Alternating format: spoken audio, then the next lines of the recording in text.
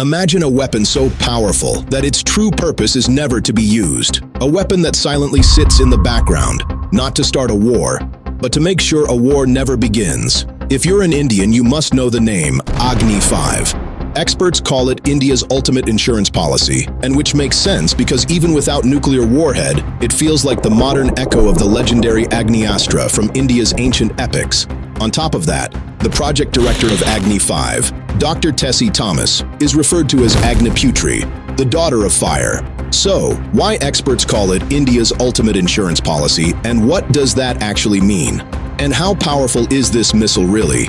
Are some of the questions we'll answer in this video. Agni-5 is India's insurance, does not mean that it will activate after India is destroyed. It reflects deterrence, meaning, if any enemy ever thinks about launching a nuclear attack, they must also know one thing with absolute certainty, that India will retaliate. And that retaliation would be devastating. Because of this certainty, many wars never start in the first place. So Agni-5 is not about destruction, instead it is about preventing destruction.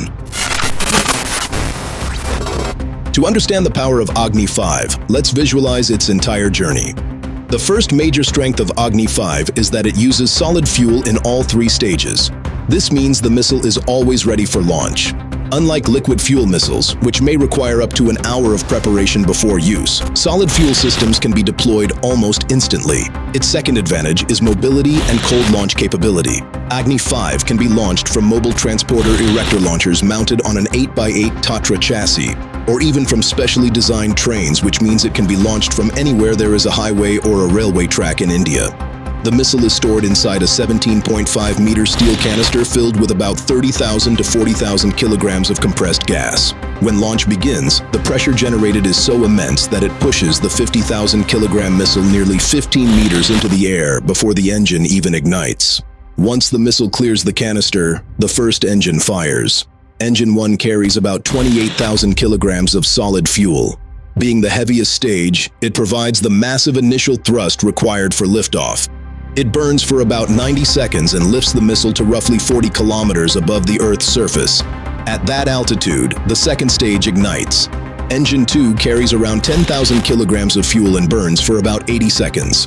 This stage accelerates the missile further and pushes it to an altitude of nearly 150 kilometers. At this point, the missile has effectively entered space, officially making it a ballistic missile.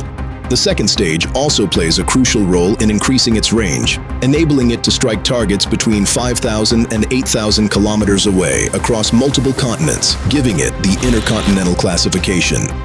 Then, the third stage fires. The final engine burns for about 60 seconds, delivering the last boost to the missile's velocity.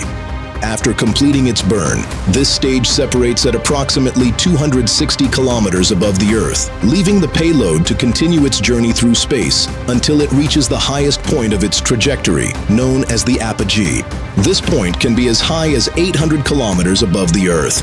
Now imagine this, a 5,000 kilogram object descending back toward Earth from nearly 800 kilometers above the ground. We are now in the mid-course phase of the flight. By this point, the missile has already been navigating using its inertial navigation system. Now it also synchronizes with GPS and India's Navik satellite constellation, refining its position with even greater precision.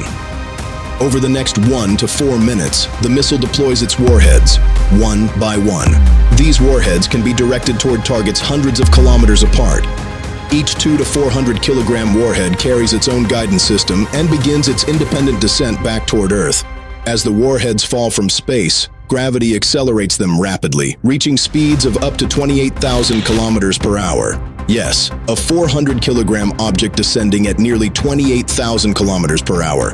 In the final moments of the descent, the guidance system performs micro-adjustments, precisely correcting the trajectory, and within seconds, the warhead reaches its target with an accuracy of roughly 10 meters. USA, France, UK, China, Russia, and North Korea are some of the other countries who have similar missiles, and all of them have a bigger range than India, but just look at the cost of manufacturing. France has to spend 5 times more to achieve similar outcomes. And when you compare the accuracy of hits, Agni-5 is the only one which hits the target with a single-digit accuracy. And if you're still wondering whether Agni-5 is truly India's insurance, remember this: the missile itself is only the carrier. The real deterrence lies in the warhead it can carry, including nuclear capability. And no country in the world, in its right mind, wants to start a nuclear war with another nuclear-armed nation.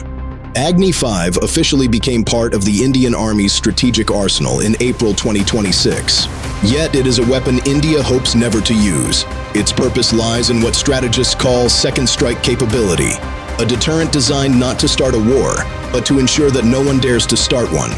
And Agni-5 is just one layer of India's strategic insurance, especially in maintaining balance with powerful neighbors. But the real insurance is not a single missile. It is the entire Agni series, a layered, evolving system that forms the backbone of India's long-range strategic deterrence. And the greatest success of that system is that it never has to be used.